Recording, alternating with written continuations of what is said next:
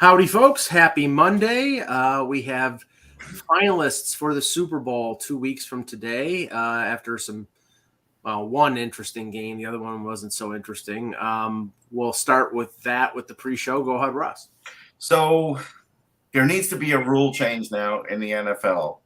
The challenge system has failed. Just get rid of the challenge system. They need to have somebody just watching video continuously throughout the game. And when there's an infraction, they stop the game and they tell the referees, and the referees make the right call. There's two reasons I say this. First, in the Chiefs game. So the Chiefs ran out of calls, even though they were right every time, because the rule is if you have three of them, you can't do anymore. Well, that's not on the Chiefs. That's on your lousy officiating. Yep. So that's one thing. And then the Devonta Smith catch, great catch, but it wasn't really a catch. And the thing about it is, we know that teams all run up to the line of scrimmage and try and get it going because they have a feeling that it could get overturned. And I get that maybe Shanahan, because it's early in the game, doesn't want to use a timeout. But someone named Seifert, and he probably was like a relation to George Seifert, who really knows the intricacy of the NFL rules, says there's an NFL assist program with the referees that basically states if there's a play on the field that is iffy like that, they can make the call. And they did that in the Cincinnati game for a lesser call and gave Cincinnati their flag back, and they said, you're not going to be charged with anything. And with this one, they didn't do anything. I mean, what they did was talk it over, which you see all the time, and what should be done, more often than it is, where you delay the game and then the officials huddle up and say, how did you see it?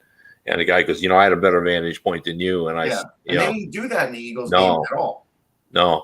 Yeah, I tell you, you still, and even at my advanced age, I learned stuff that I didn't know. Like, for example, I think it was, I don't know who said it, but it might have been the analyst, that when the receiver or whoever is involved in the controversial play thinks, I really didn't catch it, or I stepped out of bounds, or whatever the case may be, he says a code word that everybody recognizes, which I never knew. Yeah. I had never heard that. I didn't know that either. Olsen said that, and that was interesting. So they all know to get up there so the challenge doesn't happen. Right.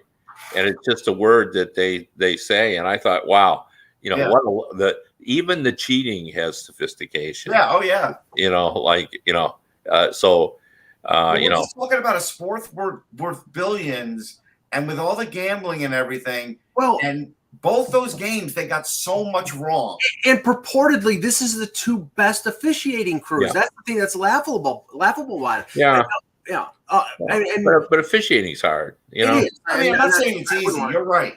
I wouldn't want to do it, but this is the thing, and the third down call that they had to go back and redo because the official 40 yards away was blowing the play down, and the Kansas City game, that one was patently absurd. The other than this is that absurd? See, I thought that one was understandable. The guy who saw what was happening, that the clock was understandable. He was too far away to get everyone's attention. The thing that was absurd about it, Kev, maybe the call was right, but it was the fact that Kansas City had the punting team out and was ready to punt the ball away, and only then did they say, "Oh, wait a second, it's third down. You bring the offense back on." And they held up the time until they were ready. They screwed up. They screwed up the guys up in the box announcing too, because they're like, "It's fourth down. Wait, it's third down." Right. Yeah. Romo was befuddled, and he was. Yeah, but I tell you, I really thought that one was the most excusable one, just because that guy. That's where he stands, and he was the only guy who saw that the clock, because it's right in front of him. He's staring at it. And hey, look, the clock shouldn't be going, or it should be going. I can't remember which one it was. And he's running. You could see him on the replay. He's going like this, but nobody saw him. And then look, I get what Funky's saying. Like, it did seem like the NFL was helping the Chiefs get in the Super Bowl. It did, based on these calls. If you're watching the game, and I didn't think that way watching the game, but I understand people who do think that way. Well, because there are people who are always looking for those kind of things. Right. It's kind of like, if you're watching a football game, Mike's watching it. You're trying to find the moment when Mike's going to find the one thing that he hates that will allow him then to enjoy the game. You mean when things are being thrown and being broken against walls? Yeah. Yeah. So, but okay, and this goes across sports, not just football. But here's the thing, and unless we're prepared to have 5-hour games, because we already do. That game was like 4.5. Russ, those are championship games. I'm just saying they don't want regular season games to go longer than 3 hours. Unless we're prepared for that, then they're not going to go down this road. But this is the thing that was sort of disturbing. Early in the game against Kansas City, Cincinnati, the Kadarius Toney catches a ball. I think it was like around the 5-yard line. He was bobbling it, but it looked like he got his hands underneath it. But the video did not, from the other side of the field, did not catch whether he got his hands underneath it. And the original call was incomplete. And because they didn't have verifiable evidence video-wise, they kept the call as incomplete. And I'm like, the video that they had available showed his hands underneath.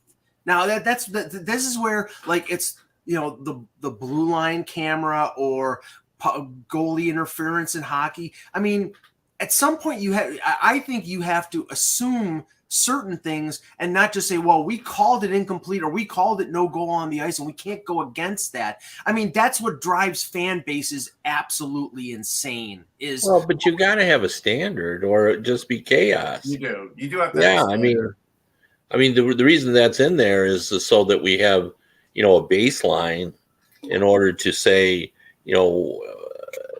whether to overturn it or not. You can't just say, well, my gut tells me, my common sense tells me that his hands are under there because he wouldn't have been able to do this. Okay, so how about using common sense when clearly the Eagles are right and a punt hit the wire, but they don't have video of the punt hitting the wire, but the ball's not going to change direction like that unless something happens.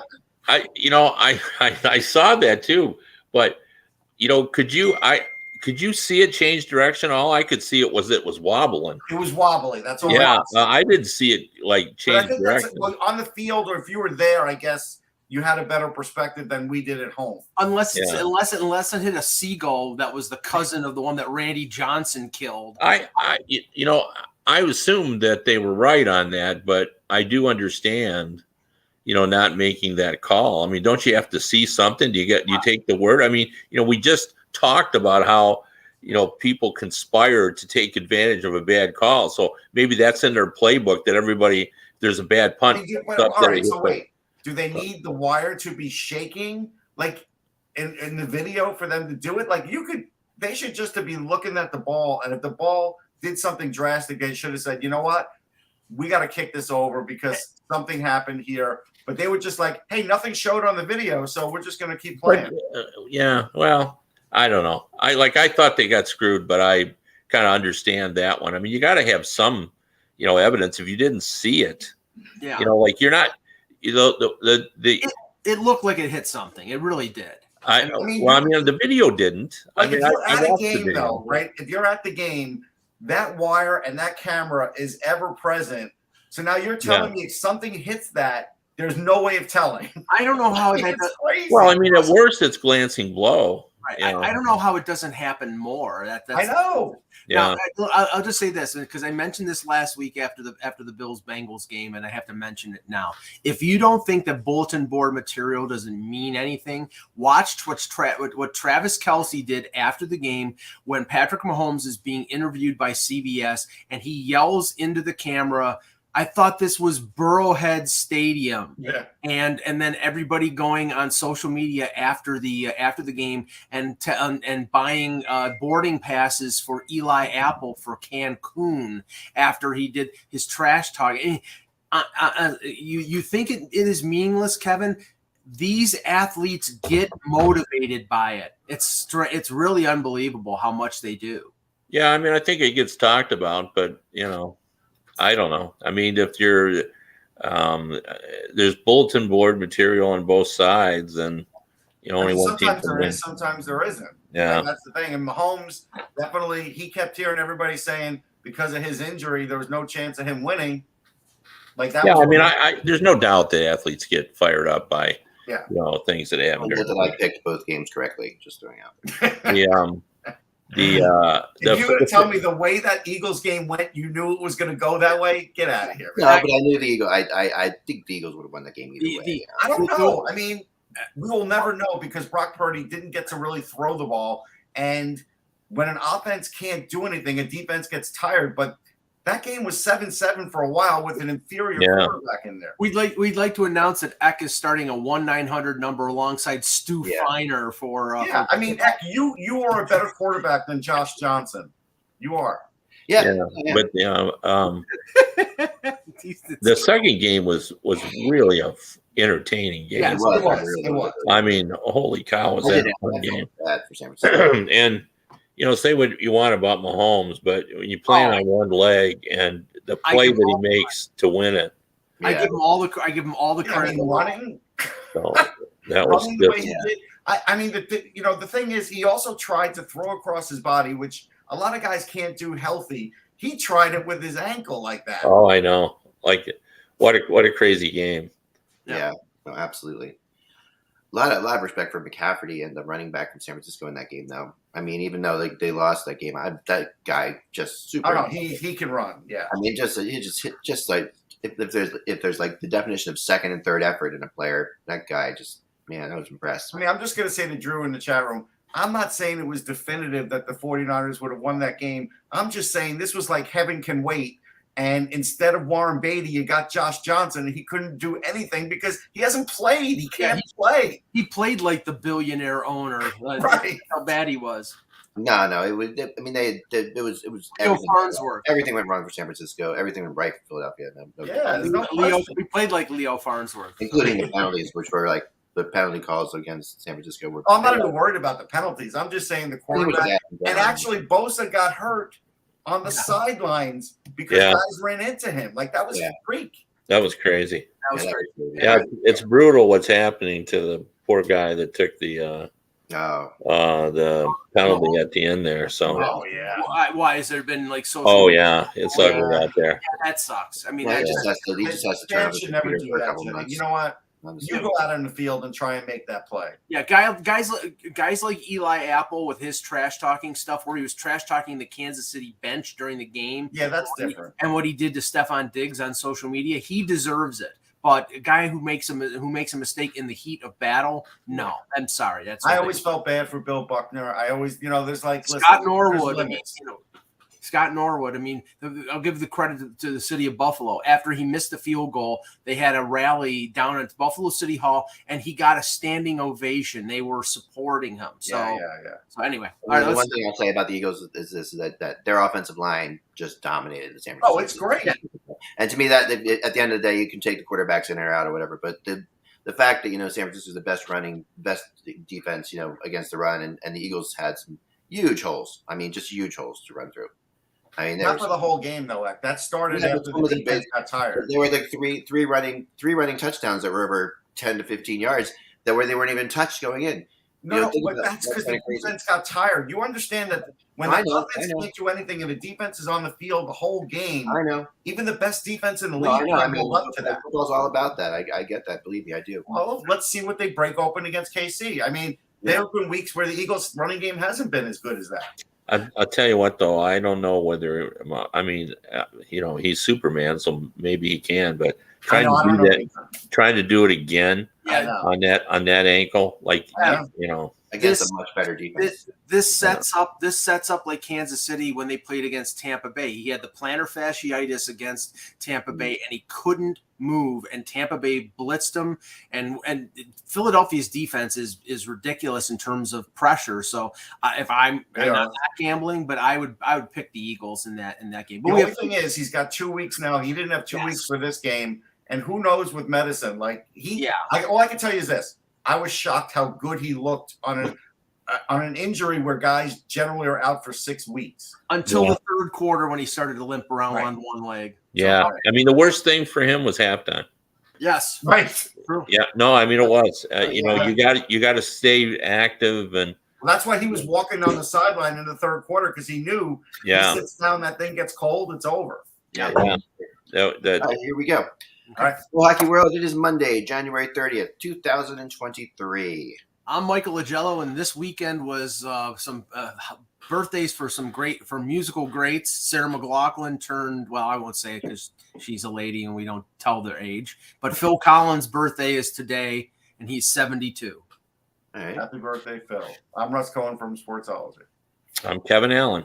And I'm Eklund. You're watching HockeyBuzzcast on HockeyBuzz.com. It's the podcast that comes to you every Monday through Friday to fill you into the comings and goings of the hockey world.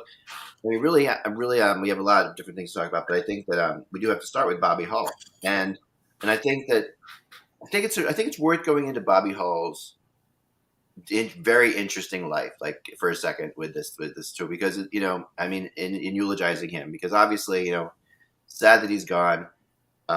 Controversial figure in the NHL for many years, and unfairly so, in my opinion, really unfairly so. I mean, maybe that's hindsight, but I mean, in hindsight, what he did, I think, helped the league in a lot of ways. Not the things he was accused of didn't help the league. Well, let's get through that, Kevin. Like, tell me what. Well, I mean, obviously, Bobby Hull was politically incorrect, said some wrong things at the wrong time.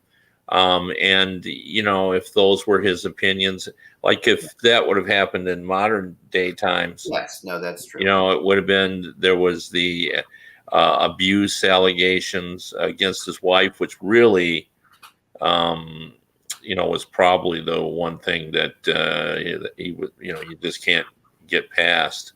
Yeah. There was just a lot of things that it was a compilation that it wasn't until when he finally came back again as an ambassador. By then he was older, and he became more of the beloved Bobby Hall instead of the guy. Is that a factor? Pardon me? More sober, is that a factor? I don't know that. Yeah, I don't know. Did he ever clean up? Because the drinking was certainly part of his, his legacy. But I don't know what any of that you could say was, any of his controversy could have been beneficial to the league. No, I don't mean that controversy. I'm not talking about off ice stuff. I'm talking about.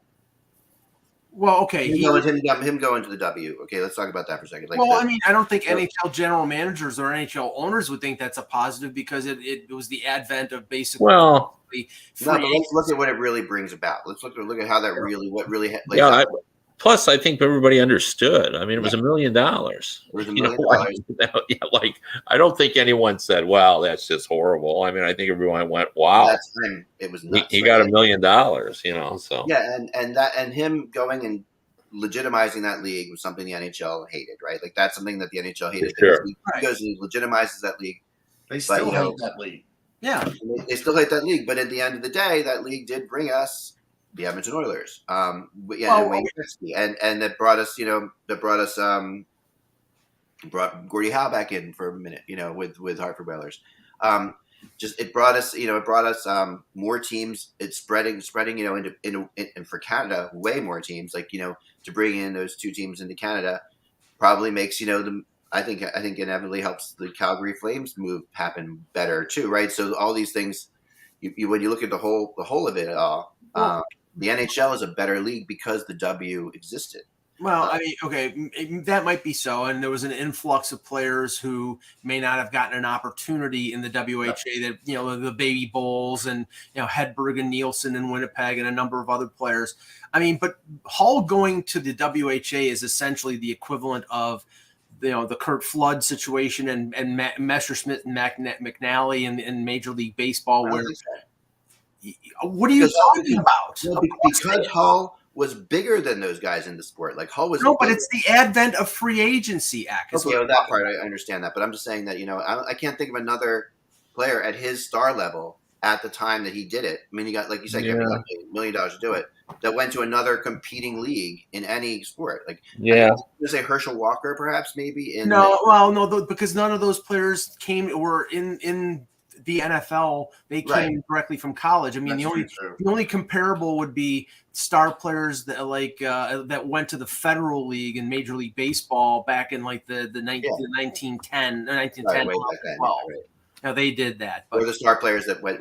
Is that the Federal League? Was that the one Federal. run by the players? Yeah. That was run by the players themselves, right? So, Well, Yeah. you're going to have to help me. My memory is failing. I was thinking that signing came after the WHA had already signed a bunch of other guys. Am I wrong on that? he wasn't the first one. He was the biggest one. he was Yeah, for sure. But that's why I don't really compare that, because guys were already Right. jumping. Guys were already jumping ship. So the free agency was already kind of established, only because it really wasn't free agency. It was just they had another option. Right. So- and that blame has to go a little bit to the NHL, right? I mean, at the Yeah. end of the for day, sure. I mean, that the NHL wasn't willing And they to- were the NHL was arrogant Yeah. about it. They had a reserve clause like Major League Yeah, Baseball. go ahead, go sign there. Yeah. You know? right. So, and it didn't work out for everybody, but No. for some people it did work out. So here's a fun thing about Bobby Hull, which I've always looked at since I was a kid when I saw, this written, and I think mathematically it's true. So Popular Mechanics back in 1968 measured Bobby Hull at skating 29.7 miles per hour. Yeah. Nowadays, Connor McDavid was at 25.4. I think even if we still take away the difference of accuracy from then to now and everything else, I think Bobby Hull is in the same skating class as Connor McDavid. Maybe he's not as fast with the puck or didn't look as flashy because his skates weren't as good, but it seemed like the speed was pretty much there. I think you're right on, Russ. They did it all theoretically back then with mathematics. Shots were measured, and I think they measured Gordie Howe at 114 miles per hour on a wrist shot, something like that. My guess is, just as you said, the accuracy wasn't quite there. It was kind of in the ballpark, but I agree with you. I mean, Bobby Hull in his time could skate, when there was a wow factor to his skating. Right. Just as there's a wow factor now when Connor McDavid. So I would put him right up there, and it's impossible to know. Plus, Bobby Hull didn't have the same benefit of skating coaches that Connor McDavid had. If we had I think he's good at skates. Well, I know, absolutely. We're carrying extra weight in his equipment. I mean, just incredible. Well, I say that, and I always remind people this, is that, Gordie Howe played his entire career at 203, really didn't deviate from that weight whatsoever, never, ever lifted a weight. Had he played in the modern game, he would have played probably about 220, 225. And my God, he probably would have been able to bench press a Volkswagen, because just the natural strength he had was incredible. And, I remember, and at the time when Gordie played, the average height and weight was like 5'10", 11, 175, 80 pounds.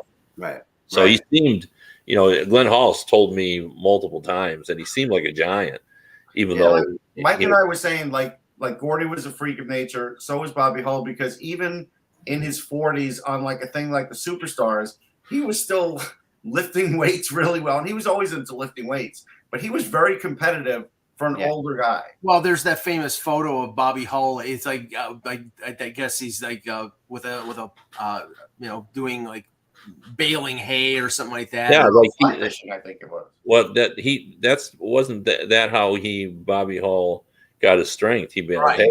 So was the baling hay? Okay. Yeah. But see, the thing is if you want to think about it this way, Bobby Hull and Boom Boom Jeffrion were probably the main reasons why goalies started wearing masks, because they were always shooting slap shots and shooting high, and they were, I think in part to intimidate goaltenders, and that's, I mean, I do think his legacy in terms of a hockey player, Kev, is tarnished, A, by him leaving for the WHA, and B, for the fact that he only won one Stanley Cup with the Blackhawks in 61. They were never able to beat the Canadians in the mid-60s or the Leafs in the mid-60s, and then he left for the WHA, and he only had one Stanley Cup. A fantastic player, but I think that sort of limited with the way people looked at him in terms of I don't think him leaving the WHA tarnished his reputation, because so many guys went. I mean, Gordie Howe. Gordie Howe is Mr. Hockey, and he went, and and played longer than Hall did. Ernie Perrant. Yeah. The list goes. Frank Mahovlich. The list goes on and on. Right. So I don't think that tarnished his reputation whatsoever. I think people just kind of accepted that you had to go when you're offered that kind of money. I would say more it was kind of the off ice stuff that sort of got him in trouble. He said what he was feeling, and as Russ pointed out, sometimes that was assisted by some alcohol. Yeah. And that would, it got him in trouble multiple times. Yeah. Something else Mike had said when we were both at the Centennial Classic and they had all the greats there, he wasn't there. Yeah. And there was nothing wrong with him physically. Well, and here's the thing about that. So I was at one of my first NHL Cup finals I went to. I sat with you guys. You guys will all know this because at the Stanley Cup Finals, there's a dinner, like a great reception afterwards, where they have kind of like around tables and people and just food, and basically you can sit around and eat and stuff like that. And there's always a table of the guys. I call it the Colin Campbell table, right? They're it's the table of the really old, vintage NHL people that work still for the league and that kind of thing. Yeah. And I one time being young and not knowing what I do, and I just sat down with them, because I didn't know you really weren't supposed to sit at that table necessarily. So I sat down with them and I just listened. And it was interesting. They were just, all those guys did go to the WH, but Kevin, but it feels like Bobby Hull, they hated him more for it than they hated. No, you don't think so? No, the Blackhawks did. Yeah. The Blackhawks, it did. Obviously, they didn't invite him back for many, many years. So yeah, there was certainly friction, but I don't think around the league, that was the case. Everybody understood. Do you think anybody thought less of Gordie Howe and they were at the same? Remember, that basically ended the Hawks being really competitive. They went to the Stanley Cup. I think it was 70. And kind of started them being competitive too, because they were never competitive with that even before him. But I know that, but Makita was still good into the 70s, and if Hull had stayed with Winnipeg, they probably would have been a contender. But Hull leaving really knocked one leg out of the chair, and that was wounding to that franchise. And He was also one of the few hockey players that was identifiable to the average American off the ice because of Bobby Hull hockey. Because of magazine coverage, he got a lot of coverage in his career. Yeah. And his calling card was his shot and his skating, but also, the baldness, premature balding. Everyone recognized him. Those was not, he had his own table hockey game, the Bobby Hull. That's how I heard of him. Yeah, he was a very, very, very, big time, guy. And it's interesting because he ended up having a son who scored. Yeah, there's no Gretzky offspring that's scoring 1 billion goals, right. And Mark Howe was a Hall of Famer, but he wasn't a Gordie style player. Brett Hull was a scorer like his father, and the guy I always felt sorry for was Bobby's brother Dennis. Yeah, he said he had a comedy show, and I remember I've seen him at NHL things where he said, I used to be Bobby Hull's brother, now he said I'm Brett Hull's uncle. He said I've even got T-shirts. I've met him. He's a nice guy, but he still has an edge to him. Yeah. He was a great guy. He was an excellent player. Yeah, and Dennis Hall was an excellent player. He ended up doing a tour in the Detroit Red Wings, and I remember watching him in the old Olympia. He could skate, like his brother could. But I'm certainly troubled by some of the things Bobby said, and I don't think we should go into them because, but if they were said in the modern world, it would have been far worse for him. Yes, for sure. And one more thing that's not very well known is so Bobby Hull did actually play for the Rangers overseas as just a throw-in player when they had a tour, and there's a picture of him with playing against HPK or HFK, one of those teams over there, HPK. And he has a New York Rangers jersey on, and he was playing, but he also did play in a Rangers preseason game at the Meadowlands to play with Nielsen, whatever, to see if he could come back, and he couldn't. But that was to open the Meadowlands. I actually have a program where Bobby Hull's actually in that program. Wow. I got a couple other things to point out, I think, which are kind of interesting. I did have the opportunity to interview him many times, and like Eck, I enjoyed listening to him talk about hockey. And he really could speak about the kind of golden era of hockey in the 1950s and what it was like and all that. And he had just a great story about his dad. And his dad's favorite player was Gordie Howe. And after Bobby had just incredible years, he talked to his dad and he said, "How about that now?" And he says, "Son, you had a great season, but you're not Gordie Howe." That must have weighed on him. Yeah, that's just, that's the way it was. And, Bobby, I think probably was ticked off early in that, but, it got to be part of his shtick. He would like to tell that story. Right. And he told, a lot of funny tales as well about, his slap shot used to dip a little bit and the look on goalies' faces when, this puck would rocket toward him at 100 miles an hour. All of a sudden it would take a nosedive down. I think he got great joy out of the fact that much like a Nolan Ryan fastball that, his puck would tail or dip. Yeah. He was legendary to I just looked up the age. He was 42 when the Rangers gave him those preseason games and he wanted to see if he could still play. 42 back then, like who the hell was playing other than Gordie Howe? Yeah, no. And I mean, he was amazing. He told Brett, though, I did Brett Hall's book with him and I interviewed Bobby for that book. And Brett had told me this, but I wanted him to, Bobby, to discuss it, and was that his one piece of advice that Brett said he always followed, which is he told Brett, whenever you think you're most out of the play is when you are most in the play. Because that means that the opposition also has lost track. Has lost track of you. Yeah. And he said, then you re-enter. And he's the one that sort of convinced Brett to do his patent move, which was to skate. He'd enter the zone, skate out of the zone again, and then button hook back in and then find a seam and get in. Now that speaks to kind of what Bobby was saying. If you're going the other way, people are letting you go.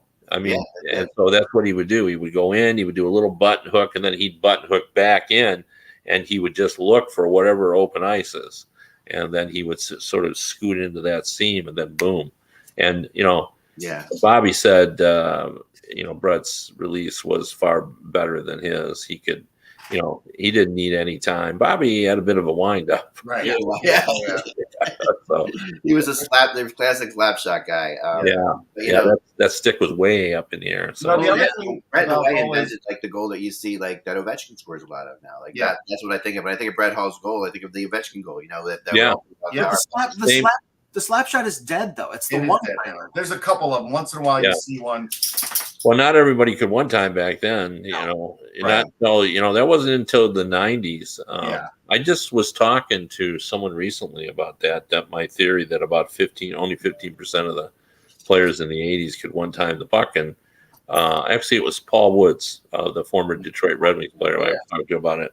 And he completely agreed with me about that. He goes, you're absolutely right. Like now, everybody could one time it now to some extent. Obviously, some are better than others, but I'll say this: Rick Vive coming over the blue line and scoring a slap shot from basically the top of the circle.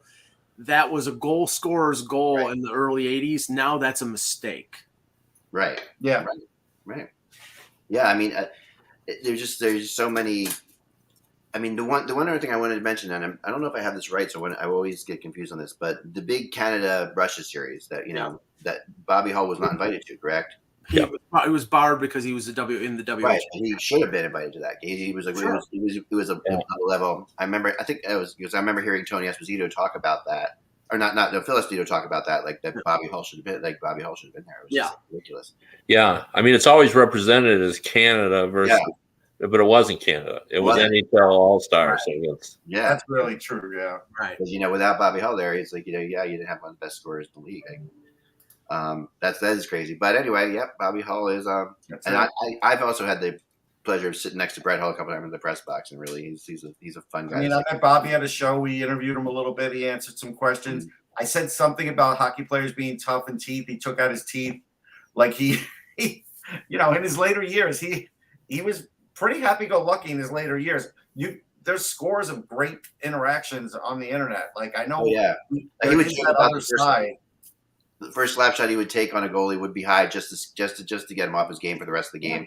He would that was legendarily became that part, like you said, Kevin. He did that, but he was conscious of it. Like and goalies, we're terrified of it. I still don't understand that because, I mean, were guys just gentlemanly and not shooting high? I mean, these guys had no masks. Like who would actually stand there with their face on the line? Russ, you have to remember, most of those players at that time were not using curved sticks. They were using straight sticks. I know.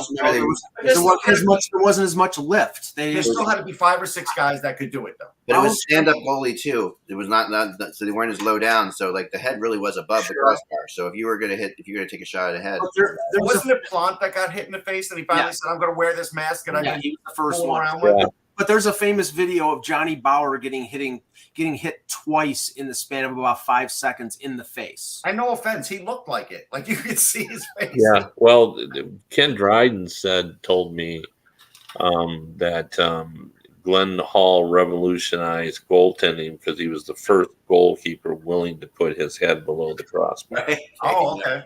Yeah, because he was kind of a butterfly, one of the original butterfly guys. Well, the unusual thing here, and I know we want to move on to rumors here in a minute, but the unusual thing is in baseball, catchers were wearing masks going back to the 19th century.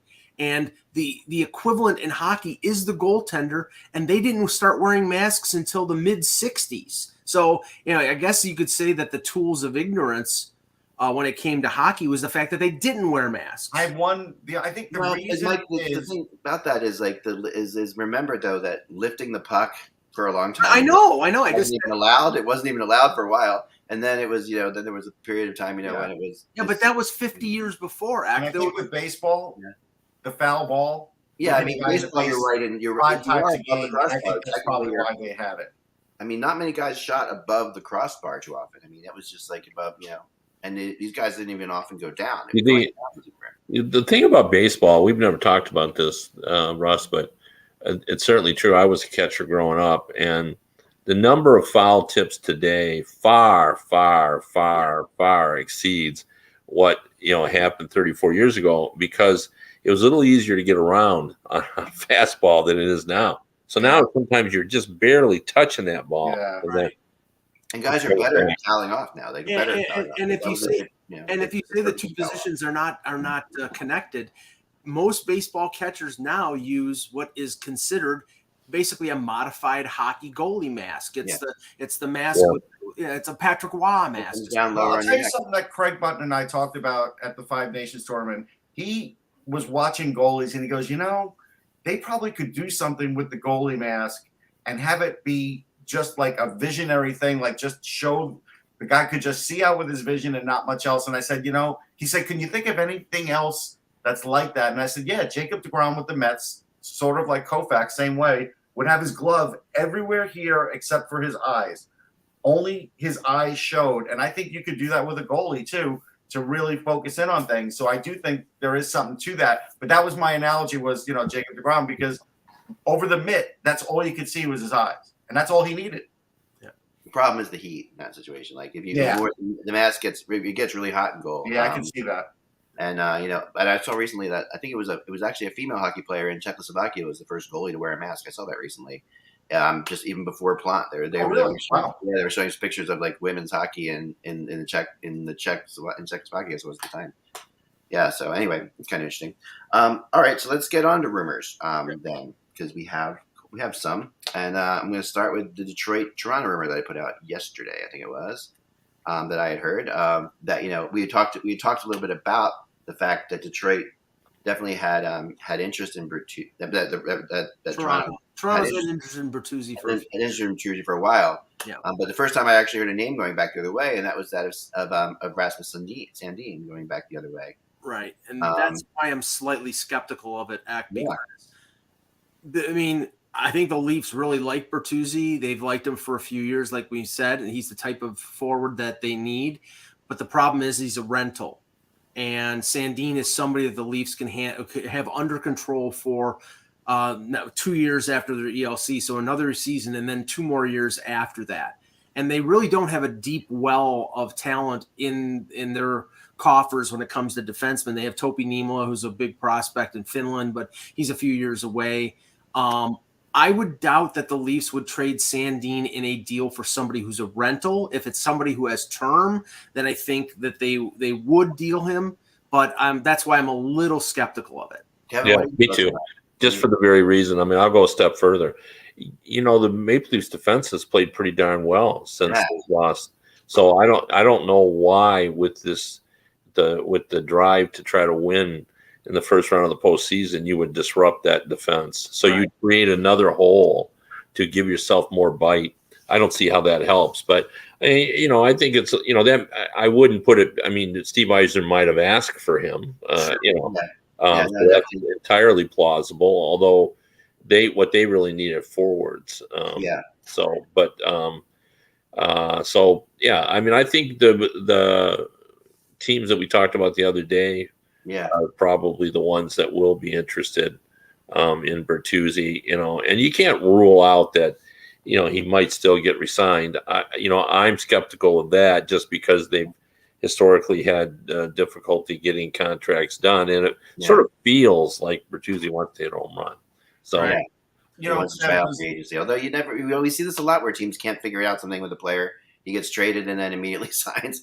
Because there is always some baggage there's baggage with the trade. Yeah, well, but it just could be the dollar amount. I mean, look how long it's taken to get Larkin signed, and he's still not signed. And that's what I want to ask. Do you think Yzerman will give Larkin and his agent a deadline? Because if they're at an impasse, well, let me ask you this: if they're at an impasse heading into the draft, they might be able to get a second-round pick for his rights if there's a team that really wants to beat everybody to the market if they don't have him signed. Can you see that scenario? Yeah, no, I don't. Plus, I did talk to Pat Brisson. I wrote a story about this. He wouldn't get too much into it, but he gave me a quote that I think is pretty telling. He said, "I'm not alarmed. I'm not alarmed that we're at this point." And then right after that, Elliot Friedman, of course, reported that he thought Larkin was close to a deal that would be $8.9 million. Now, I had not that anything I got from Brisson, but what I did is I took the last few signings of centers. Right. And if you look at Hintz at 8.4 as being the mark, and then you look at Barzal at 9.1, I sort of said Larkin's got to get in the middle of those. Yeah, I can see that. They're not going to give him $9 million. And to be honest with you, that's a little bit of an overpayment because Barzal's numbers have not been as good as Larkin's. He hasn't been a 30-goal scorer. Right. He's not as good on face-offs as Larkin. Yeah. Right. Well, here's the interesting thing, Akin, and we've heard sort of the narrative over the last couple of weeks of teams asking other teams regarding their rentals whether they could talk to their agents about parameters of a future contract. Yeah. Elliot Friedman said today that might be for future reference, but getting these players signed is going to be completely on hold until they find out what the cap number is. And that it's even more complicated by something Russ and I was talking about, which was the Bally's bankruptcy situation, which could affect how, in terms of revenue, how much the NHL will increase the cap because they don't know what kind of revenue. They had it written down what kind of revenue, and now that might not be the case. Right. Here's the two problems that I see with that. The first one is you don't know when they paid up until, right? Yeah. Even though they're only filing for bankruptcy now, nobody has the year's bill paid off at this point of the year. So let's say they paid half or even 3/4. Okay. So there's a loss of first quarter revenue there. And then next year, there is no network. You either have to do your own games or find another network. And that's going to be a cost to these teams now, too. No, I see what I think. The NHL will not even lose sleep over that because, there's been rumors for a while that they want to create their own network to basically that formed with the other leagues to sort of replace, and by the way, it's not Bally. And Bally's getting ticked off. It's Sinclair. Yeah. Bally is the naming rights. But Kev, okay, I understand that. But then if that's the case, why haven't they put more into NHL Network now? Yeah. Like clearly they did not put in a big investment there. But it's only been in the last 2 years when they've had contract already in place that they've started to think like that and started to get it together. So like, I don't think 3 years ago they were thinking, all right, we got a good deal with Sinclair here, we're moving on. Now all of a sudden they're thinking we can sell our own ads, we can do our own thing. I'll believe it when I see it. I'm a little same for me. It's looked like a mom and pop network for about 5-6 years, and when you have like your main advertiser being the Suicide Prevention Network, what does it look like the mom and pop? NHL Network. Oh, wait a minute. I don't agree with that. They're not trying to put these games on NHL Network. Well, they should. No, I understand that. They're going to just basically replace with their own. I see. With their own. I know what you're saying, but what I'm saying is, if they haven't put the kind of funds that we believe they should have put into NHL Network, why would they put it into this? Well, because they've sold all the rights. Like, they can't bring in the kind of revenue just with the NHL Network. Because they've sold the rights to all their games. Like the NHL Network is, gets a couple of games or what? How many games do they get a year? Not that many. Yeah, no, they don't get a ton. So they don't have much potential for revenue right now out of the NHL Network. But if they had 32 teams with 82 games, holy cow! And they go to all their sponsors and. Maybe you're right. The one thing. I mean, some teams would fight it. Like, as an example, the Rangers would fight it because MSG makes them more money. Absolutely. For sure they will. And maybe there'll be opt-outs, Yeah, it's not going to be all at once. There may be opt-outs. But there is a thing here that would make it Mike right on this, and that is, is the aggravation factor. Now all of a sudden, if there's complaining about things, Gary Bettman can only call himself. He can't call Sinclair and say, this is all screwed up and I don't like this. Now he can just call, who, I don't know who, but if there's anybody who knows aggravation, it's me. But along those lines, there's they've been wanting to do this forever. I mean, the NHL doesn't want to have a middleman in this situation. They would love to do this. They have.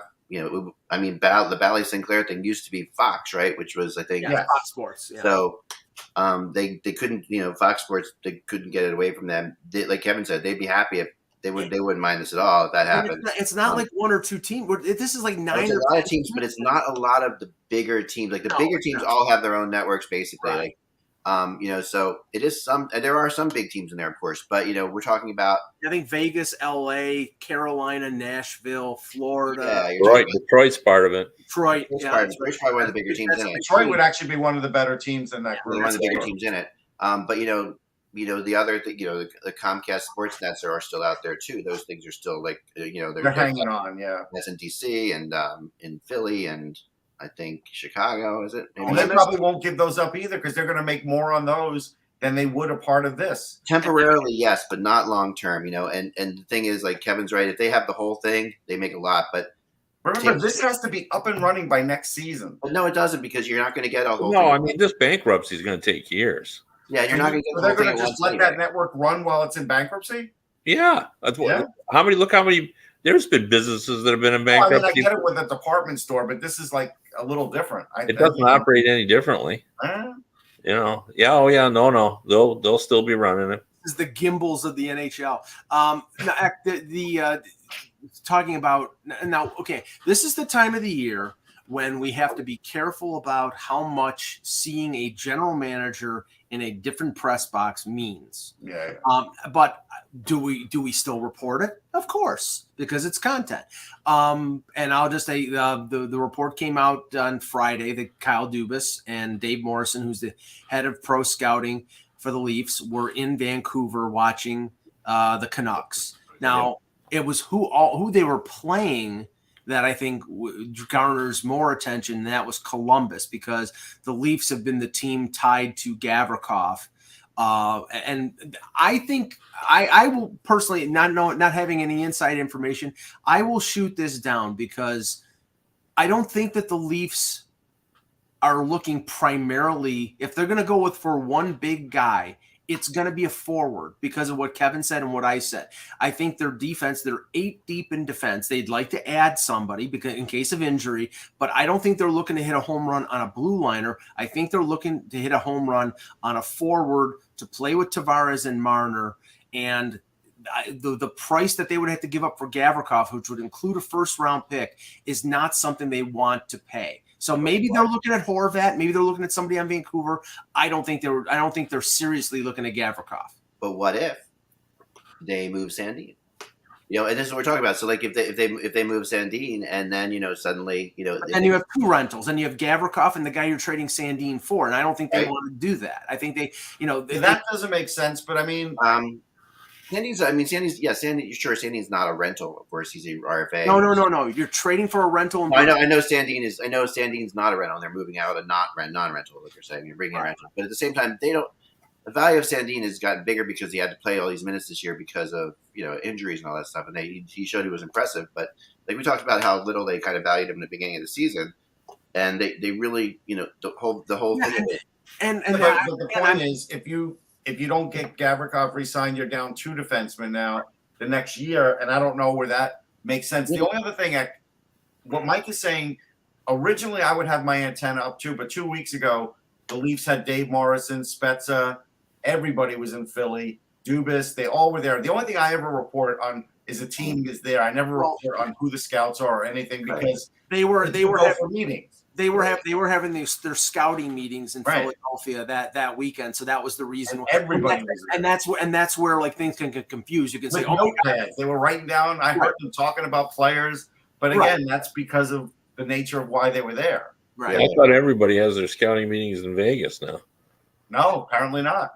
Oh, I really did think that. Maybe they like the cheesesteaks in Philadelphia. I don't know. Yeah, it's a New Vegas, It's the New Vegas. Yeah, maybe they're going to Atlantic City. You don't know. Anyway,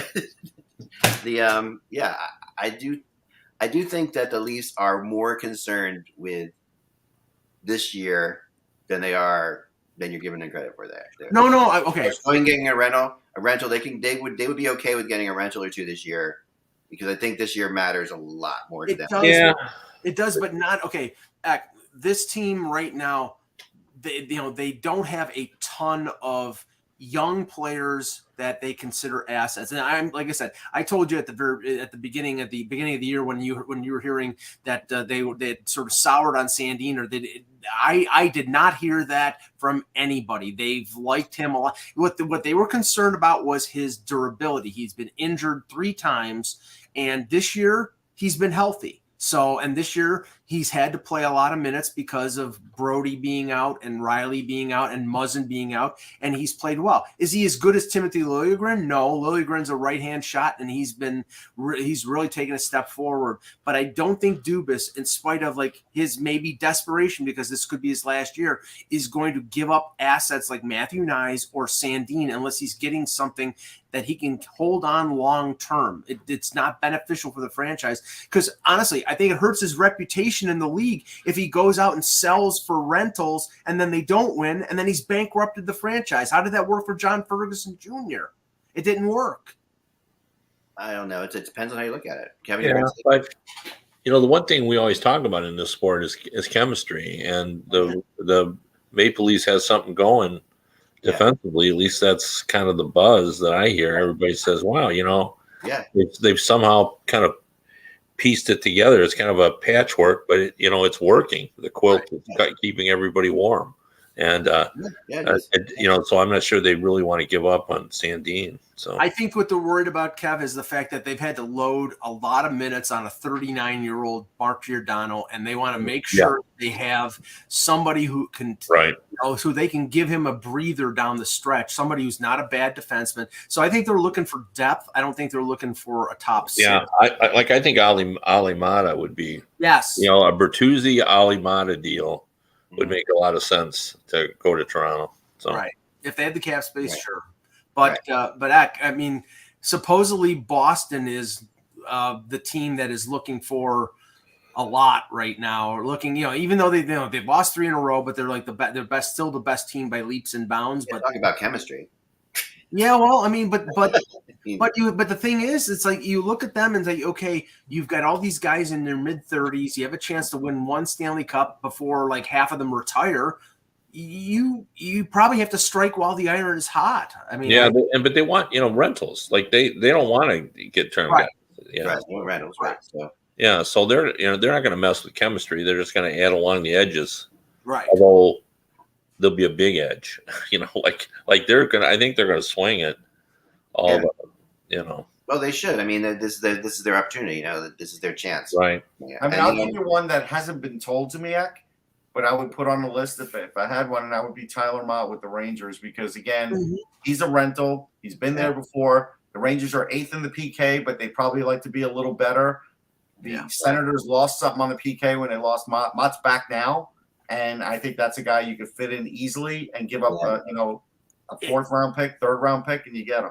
Who you trading him to? Tyler Mott, the Rangers. Mott back to the Rangers. Who played with the Rangers last year and well. Now the thing is, Zach, in the last week, it's starting to sound like, I mean, obviously Ottawa is going to sell their rentals, but they want to get players that they can hold on to long term, and so they're buying and selling at the same time.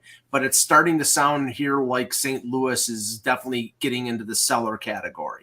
And if that's the case, then all the O'Reilly stuff starts, and Barbashev and Noel Achari and a few other Where are you guys. hearing that? I'm not hearing that still. Yeah, me neither. I just heard the exact opposite. Okay, I mean, I think it was David Pagnotta who reported it, and there was one other person that reported it as well. So maybe it's wishful thinking. Maybe it's. I'll just tell you what I heard from a general manager who said, they may end up selling, but I'm telling you right, they're not selling now. So. Well, nobody's selling now. I mean, but I mean, like, they're not like entertaining calls or right. And their mindset's not that. They still think they're a top team, so they still think they can get back into this thing. Yeah. Well, I want just one quick thing about the Bruins, and I wrote about them this morning, so I did a little in depth on this. Prior to that loss to Carolina, they had not lost to any team in the Metropolitan Division. They were 14-0 against the Metropolitan Division. That's crazy. And I know you put a lot of stock and stuff like that. Yeah, for sure. No, that's impressive. Like and, that. Really impressive. And did you happen to see the craziness of that loss to Florida on Saturday? I was watching. It was on NHL Network. I think it was Pasternak that scored with less than a minute to go, and then Florida tied it with like 10 seconds, and then won it like 30 seconds into overtime. It was absolutely. There's another part of that game I wanted to bring up too. And, we were talking about the football game, how everything changed when the San Francisco quarterback was out and everything. In that Carolina-Boston game, even though it was just a routine deal, but Pasternak gave up the puck, lost it, and turnover, bad turnover. Aho gets the puck, goes in and scores, crowd suddenly into the game. Yeah. Like, the whole thing just changed. It completely did. Instantly. And then within, I don't know, 2 minutes, I'm looking on Twitter and some guys got out there a listing of all the top players in the league and their giveaway totals. And who's at the top? Mr. Pasternak. And then Jimmy Murphy of Boston Hockey Now points out, God, he deserves every cent he's going to get, but come on, Pasternak, can't you give the puck up a little less, or something to that effect. He's all offense, and he just thinks. But that was the deal. But Boston, not only had Boston not lost 3 in a row, they hadn't lost 2 in a row to this weekend. I know. And now all of a sudden Carolina's 9 points back, and they won that game. They didn't have Slavin. They're still 11th in offense. That's almost the top 10, and they're averaging 3.37 goals per game. But I'm pretty darn sure that Carolina is going to get one of the biggies. They got the cap space because of the Patrick LTIR. Right. And they've got the assets too. I think they feel they do. Although I don't know whether or not people are going to view their assets quite the same way. When I see the people speculating what it's going to be, like their guys are, I think they think they're good, and maybe they are good, but they don't have the pedigree that some of the other. They don't get that team doesn't get covered enough. People don't know them. Like No, that's fair. That's fair. Well, they're just they think that that's a team and not a bunch of great players, but a great team. That's usually what people say about them, but they really do have great players on there. They have great players, but the problem is that okay, and Russ and I were talking about this on the show last week. If you're a team that's got a big player like a Horvat, and you're talking to Carolina, the first name you want is Seth Jarvis, because he's on his ELC. He's had some success in the NHL. He's in his second season, but they probably don't want to give him up for those very reasons. And if you look into their minors or into their prospects, you're looking at Ryan Suzuki or Noel Gunler or Kochikov, who they probably don't want to give up because he's their future goalie. So it's a question of do they want to give up their first round picks, and do they have enough prospect assets to get Vancouver interested in giving up Horvat for those guys? Well, part of the problem with the moving of all these rentals is just what you just said about trying to get teams to give up. That doesn't help Carolina. They can't give up Seth Jarvis. Right. I mean, for the now, it doesn't help them. Right. They want to add to it. They're trying to add to this. So that's a non-starter. They want the team they have now, and they want to add other thing to it. So you can't take one of their guys off it. I don't think they're going to be trading for anyone that's in the top 6 offense or top 4 defense. You know what I mean? I think they're moving They're moving for more to the bottom 6 or the bottom. Defense. Well, no, I mean they want a big scorer. They want somebody. They don't think their top 6 quite strong enough. Okay. So. The name that's been mentioned that makes a little sense that they can get for probably not a big price would be Tarasenko. If St. Louis does sell, I mean, I don't think Tarasenko, you're not going to have to trade Seth Jarvis for Tarasenko. You probably could get him for a 1, and that's probably reasonable. That's probably a reasonable price, and he, money wise, is this about the same as Pacioretty, so it would fit. Yeah, or maybe you give up. It's one of those things where you give up, depending on one of the things that if you wait it out, there's not enough teams buying to take care of all these big time top guys. It's a buyer's market. Yeah. So if you wait it out, Yeah. You might be able to get Tarasenko and not give up a first round pick. Right. It might be 2 seconds or a second, a third, or it just depends. You're just gonna have to sort of figure out how many teams can actually afford one of the biggies, because all of a sudden there's a lot of them out there. Yeah, that's why Tyler Bertuzzi is attractive. Yeah, because he's 4.75 cut in half. Right. 2.37. Yeah. That's why Alimata will be attractive. 2 million cut in half, 1 million, which is the same as moving a guy up and down from the minors. Yeah. Right. Right. No, you're right. You're absolutely right. Middle tier guys are going to become more and more interesting because of that. And then some of these top guys aren't going to get moved. With one of Besser and Horvat may not get moved. It's just the reality of it. Well, the top guys will get moved if they're on teams that, if it's Vancouver who's out of the playoffs, they have to move. If they can't sign Horvat, which I don't think they can, then they have to move him for whatever. That's why maybe it makes sense for them to move him sooner rather than later and not get caught in that situation where you're approaching March the 3rd and you're being held hostage. I think they're trying to move him now, Mike. And I agree. Yeah, they are. But they want real value for him, and it's hard to do. Yeah, exactly. And you're not, and it's not. It might not get that much better. It's only going to get worse probably. So the reality is, are they going to take a total bath on it, or are they going to sit back and maybe try to have an off-season discussion where Tocchet talks to Horvat and says, we want you to be our guy here. We want you to, that kind of thing. Could they end up just trying to keep him? I think that door is closed, because if they sign Kuzmenko for the same amount that they're paying Horvat now, I think that, and they've already signed JT Miller and they're going to sign Pettersson, I don't think they don't have the room to sign Horvat. I don't think they have the room to sign both Besser and Horvat, but I think that they could probably figure out one. Well, don't you think they would? I think they would trade Besser to keep Horvat. Yeah. But Horvat wants more than what Besser is making. That's he's at 6 something. So he wants 8 or 9. He wants 4. But you're still talking a couple $1 million. Yeah, you're not talking that. And and a new coach can change things. Like a new coach can come in there and say, and especially Taka, who's really good with a guy like Taka and Horvat are similar type players, people. You could really see. I could see that. I could see Horvat being persuaded by Taka to get a new fresh start. You're the captain of this team. We're going to keep going.